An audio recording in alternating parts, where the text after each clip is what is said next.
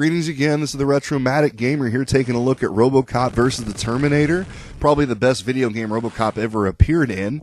This is the Genesis version, which I prefer over the Nintendo version. I don't know, it's just easier, I guess, less brutal, bloodier, of course, more gritty detail, darker. I like the atmosphere of it. Highly recommend this game to any collector looking to have Robocop represented in your video game collection. So, new Robocop movie just came out a couple days ago, right? I have, ever since seeing the first trailers, have been nervous. Nervous? Am I a fanboy? Well, a little bit. Gotta remember, the first time I saw Robocop, I was 7 years old. It was 1987 when the movie came out. I was born in 79, but anyway, yeah, I just dated myself. Deal with it. So, yeah, I love Robocop. I love Robocop as much as any kid from the 80s would love Robocop. I really do. And I'm a big proponent. I could talk about how much I hate the idea of movie remakes and, you know, all the good movies coming out anymore, well, good movies, whether they're good or not, are just remakes of old stuff, you know, like Total Recall and Star Trek. But as much as I love to sit around and preach about remakes, the truth is, what did I think of Robocop? Let me just cut to the chase.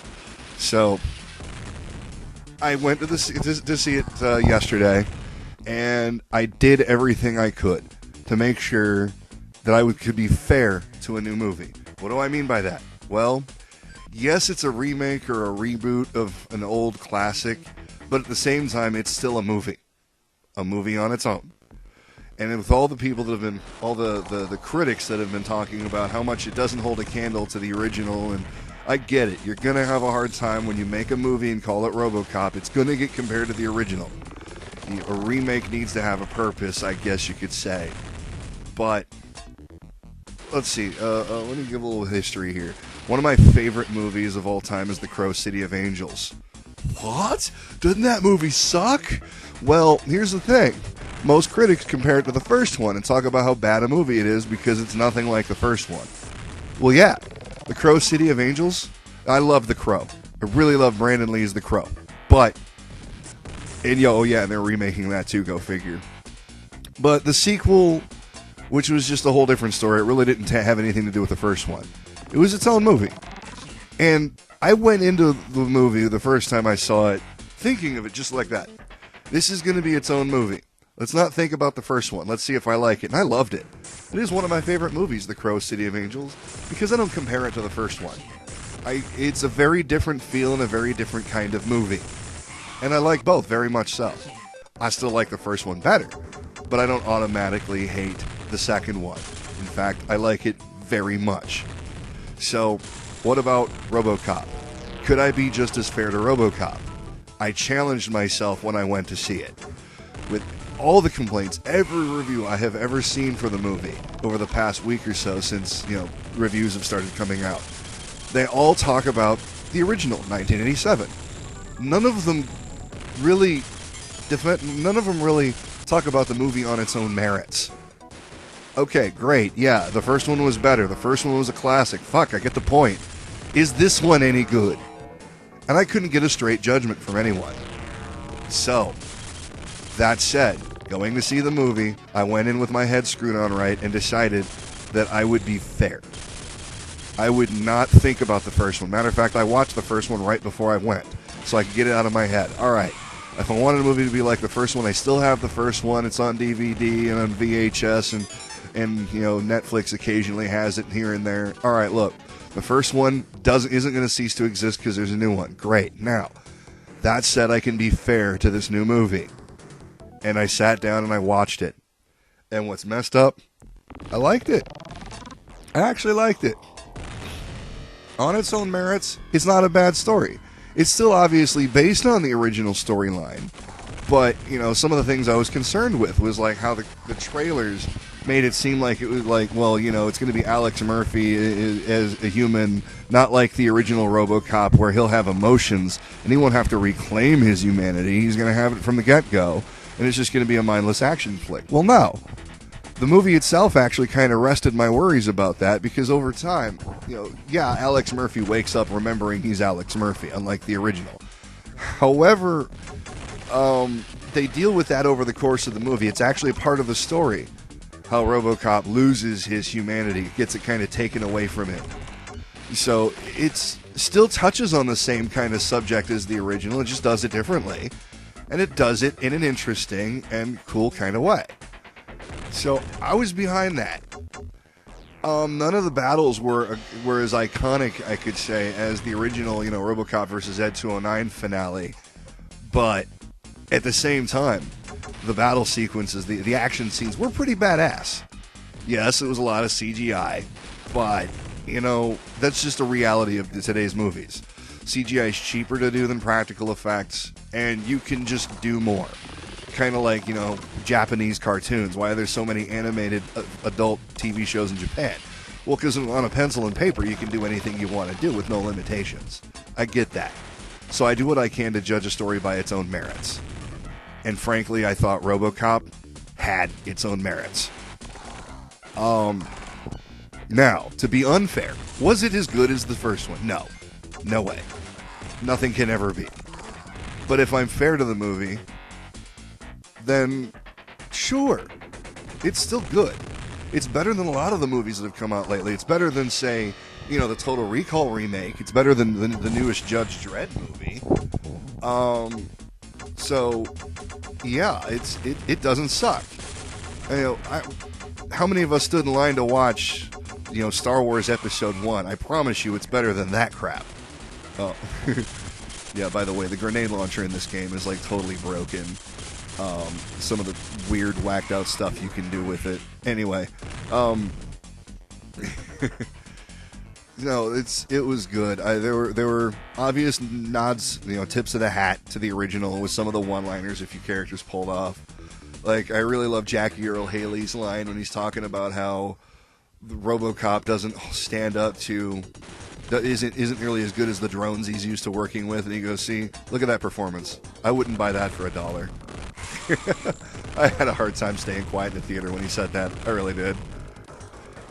And there is a few occasions, Robocop's like "Dead or Alive, you're coming with me," and there a couple of the good lines. They're in it. It's represented. There's a nod at the end with the difference between Omnicorp and OCP. At the end of the movie, without giving away any spoilers, they talk about how OCP is the parent corporation of Omnicorp. So it's technically all in there. There's a lot of changes to some of the key characters too, Officer Lewis is now a male, Jack Lewis, but that's still, it works out pretty well. And amongst other things,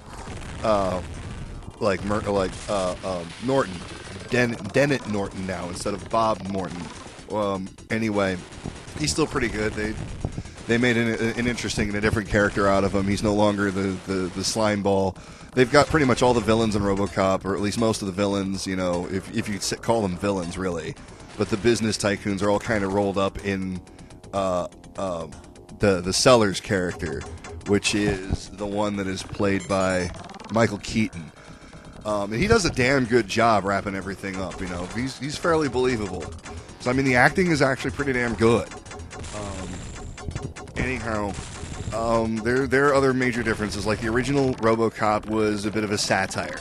It's a movie that you could really grow up with. If you're a little kid the first time you see it, there's big robots fighting and check out the cool robot RoboCop, and then as you grow older with it and more mature, you realize some of the things it's poking fun at. Consumer culture and the state of affairs at the time. Like the depletion of the ozone layer.